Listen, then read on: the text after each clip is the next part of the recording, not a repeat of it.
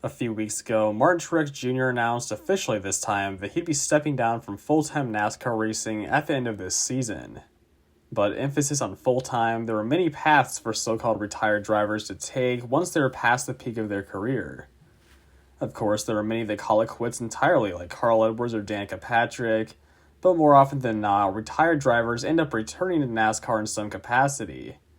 For most, that just means a one-off race here or there, or a fill-in role.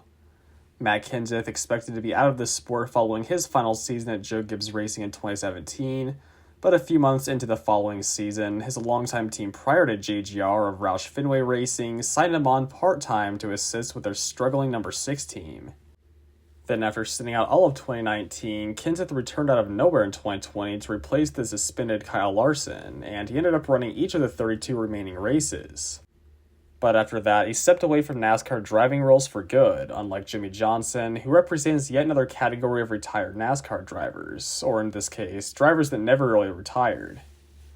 Johnson arguably fell off halfway through the 2017 season and never bounced back, but other than a 2-year hiatus to focus on IndyCar, he has continued to compete in NASCAR for Legacy Motor Club, of which he is a partial owner.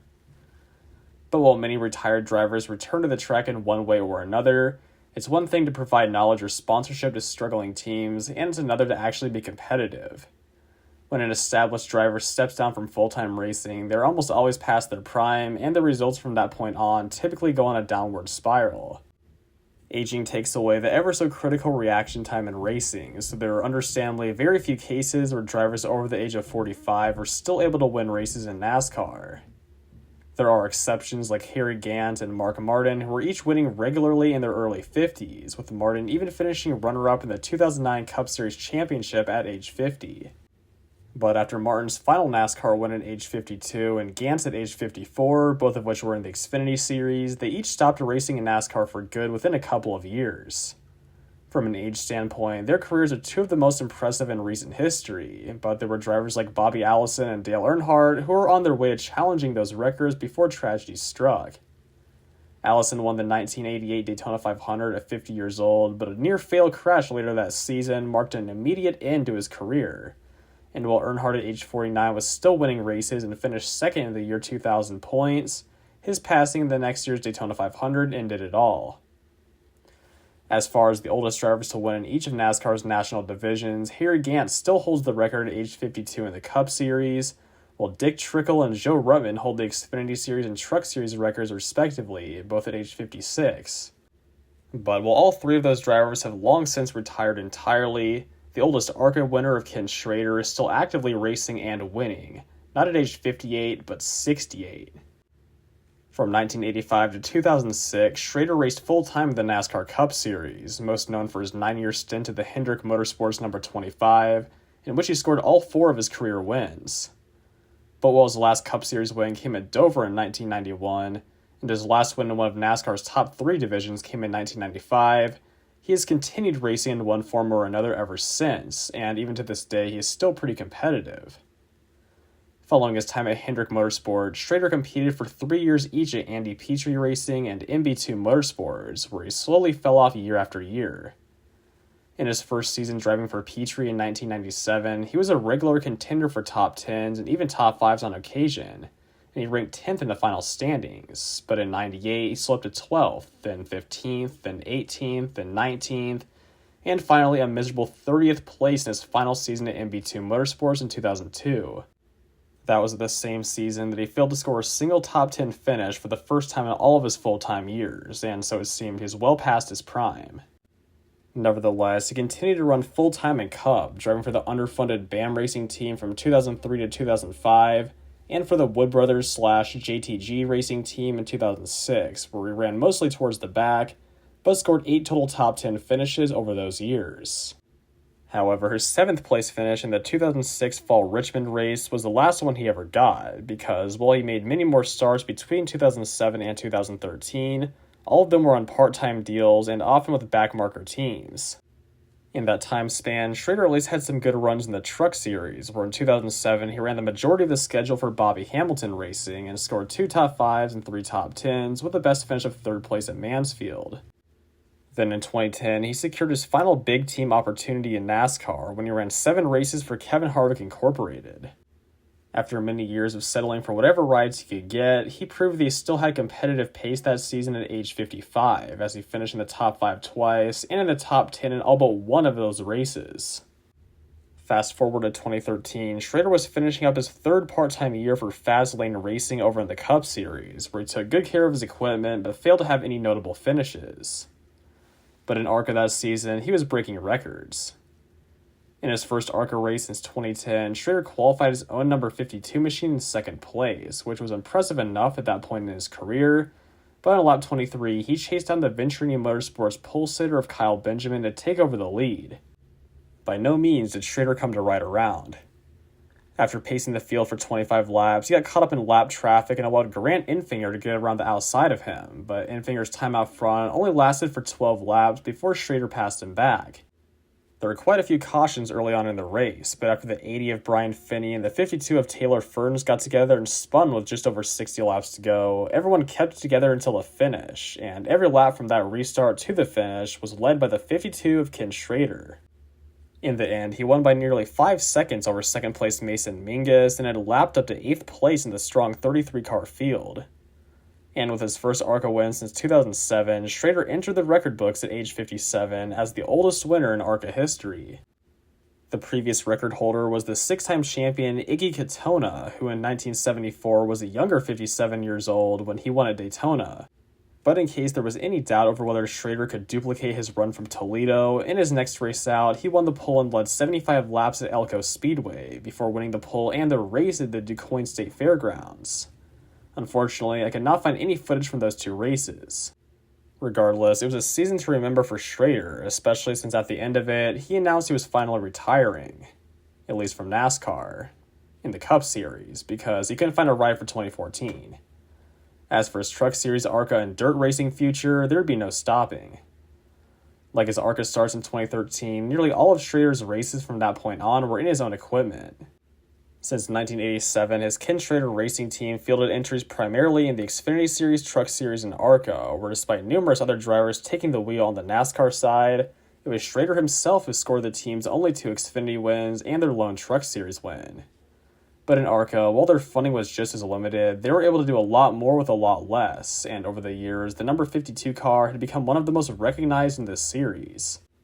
The team had 26 wins between 9 different drivers, and heading into 2014, Schrader planned to run the car full-time, splitting the seat with up-and-coming driver Matt Tifft and the Martinsville Speedway track president Clay Campbell.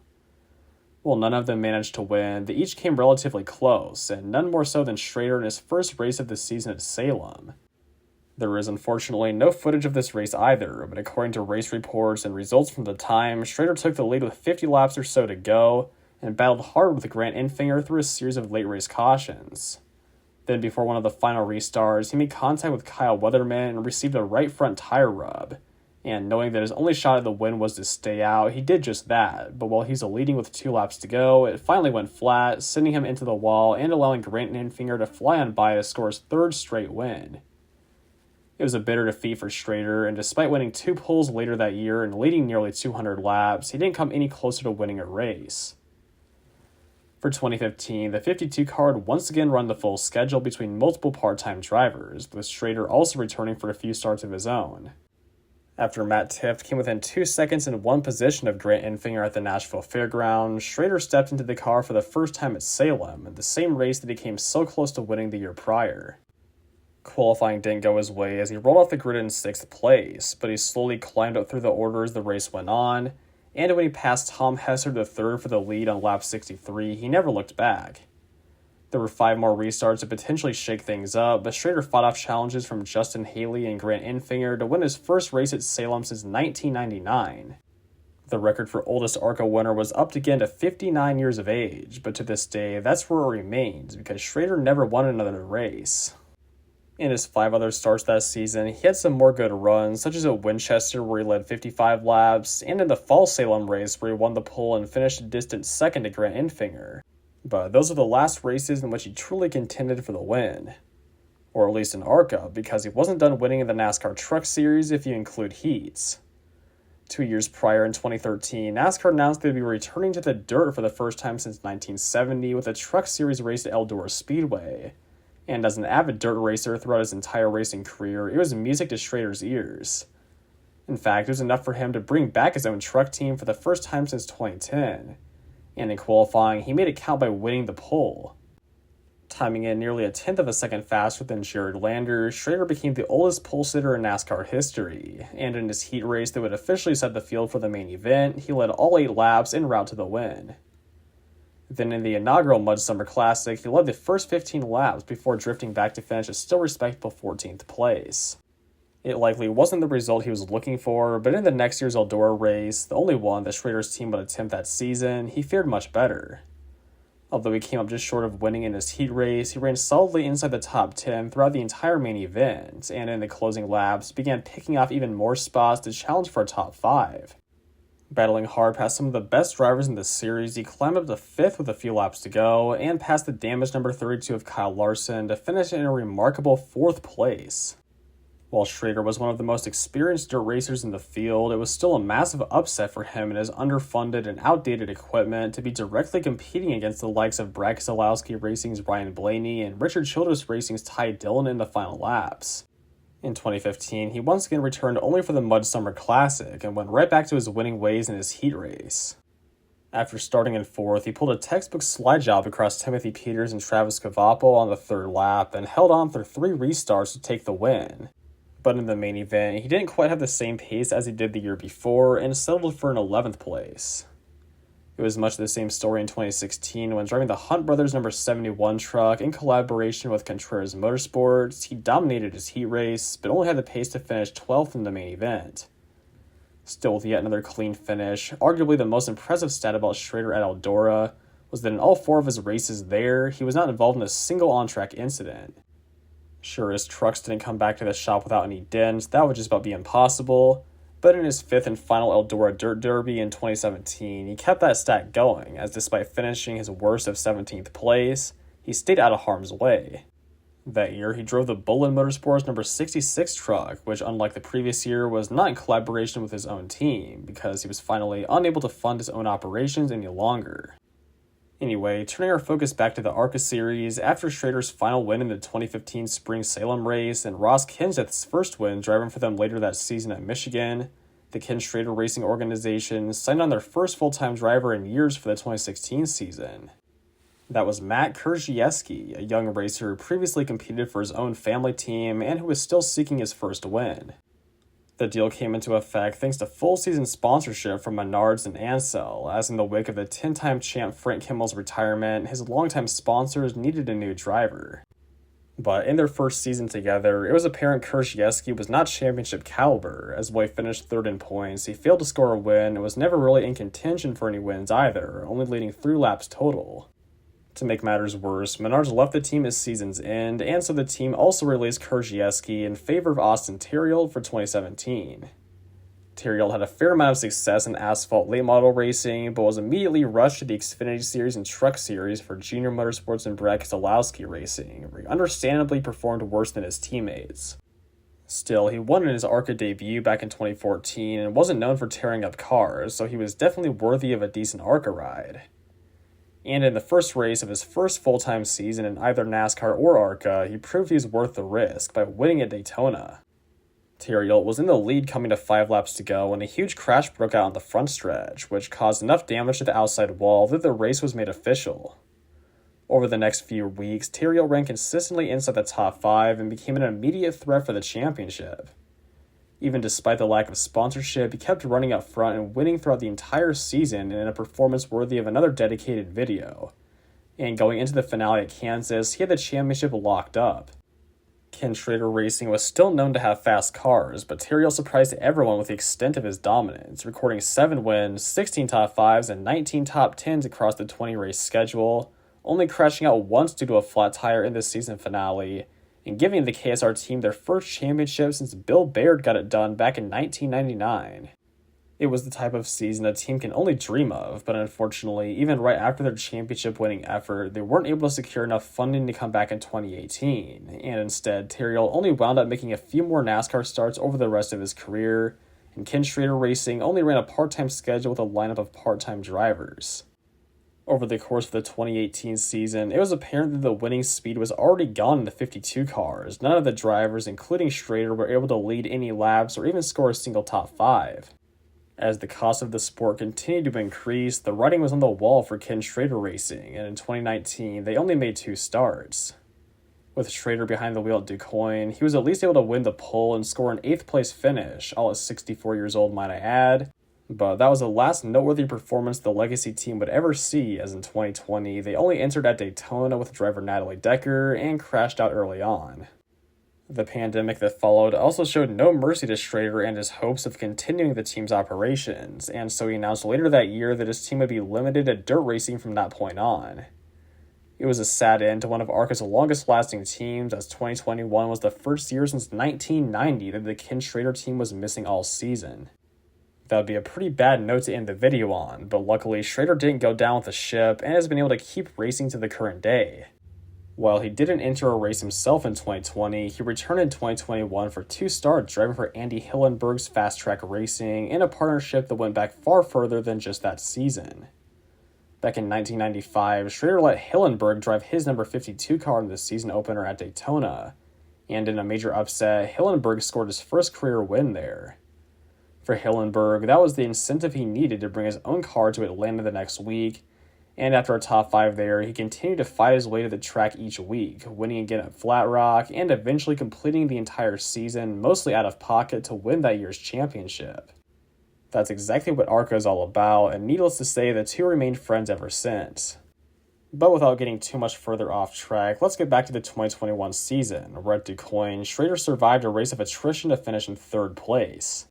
A wave of overheating problems took out many of the competitors that day, as excess dirt covered up much of the car's grills, and in addition to a couple planned start parks and other mechanical failures, ARCA ended up suffering one of its biggest embarrassments of all time, as only 6 cars of the already small 16-car field made it to the finish. Anyway, the next year in 2022, Schrader reunited with a Hillenburg team to run both dirt races, finishing 9th at the Illinois State Fairgrounds before overheating issues got the best of him that time at DuQuoin. And this past year in 2023, Schrader made his most recent ARCA start as of this recording, finishing a solid 6th place at the Illinois State Fairgrounds in Hillenburg's number 10 car. But while he only made 1 ARCA start in 2023, he competed full-time in Tony Stewart and Ray Evernham's SRX series. In his debut the year prior to I-55 Raceway, a track that he co-owns, he came out of the gate hot by winning his first heat race and finishing 3rd in the main event, but throughout the 2023 season, he failed to do more than match his 3rd place finish at Lucas Oil Speedway, and he ranked 5th in points among the 7 full-time drivers. But that wasn't all the year had in store for him, as in addition to his usual local short-track racing ventures, Schrader entered a race in NASCAR's main Canadian division, the Pinty Series.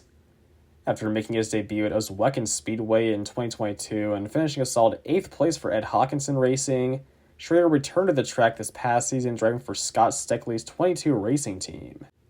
Perhaps at this point, one of the most experienced drivers at racing cars on dirt that shouldn't be on dirt, Schrader came out on top of his heat race and led the field to green in the main event. In the 24-car field, there were many recognizable names even for American NASCAR fans, such as the series regulars of DJ Kennington, Alex Tagliani, and Andrew Ranger, and the full-time Truck Series driver Stuart Friesen, but Schrader bested all of them and held his ground in an intense battle for the lead in the opening laps. However, the points leader and fellow 22 racing driver Traden Lapcevich soon emerged as the one to beat in the race, as he made his way past Schrader and Tagliani on lap 4 and led the way for the next several laps. Schrader still hung right with him the whole way, and while hunting him down with 22 laps to go, the lead fell into his hands when Lapcevich got together with the lapped car of Michael Gowdy and had to chase his car up the track. On the ensuing restart, Schrader was the control car and got a great launch in Lapcevich, getting clear of him going into turn 3, and from there pulling away even further as the run went on. With no late race cautions to derail his efforts, coming to the final lap, Schrader was still uncontested for the lead as Lapcevich had faded back to 4th, and 2nd place Kevin Lacroix was not within striking distance, and so it was smooth sailing for Schrader to his first career Pinty Series win at age 68. While the win was certainly remarkable on its own, he also claimed 2 new records, the oldest driver to win a NASCAR-sanctioned event, and the first non-Canadian driver to win the Pinty Series. After an already Hall of Fame-worthy career, Ken Schrader's 2023 season went far too unrecognized between multiple short track feature wins across the country, an ARCA top 10, an SRX podium, a Pinty Series win, and even a school bus racing win. Yeah, he can really do it all, and although he's not yet competed in any NASCAR or ARCA national level events this season, he's not missed a beat at the local short tracks. Already in 2024, he's raced in 27 features, mostly in dirt modifieds, and has scored 8 wins, 19 top 5s, and 23 top 10s. Of course, he'll still be racing nearly every week, oftentimes more than once per week, so those numbers will only continue to grow as the year goes on. And I would be surprised if he doesn't return to either the Illinois State Fairgrounds or DuQuoin and ARCA later this summer. But that is all I've got for today's video. I'm sure there are many more cool stories I missed out on along the way. So if any of you guys have any more information about Ken Schrader and his legendary racing career, make sure to share it down in the comments. Out of all of their NASCAR drivers, no one has come close to the amount of post-retirement racing success Ken Schrader has seen, and I think he deserves a lot more recognition for his recent achievements that seemingly go under the radar. But yeah, that is everything, so thank you all for watching, and until next time, peace out.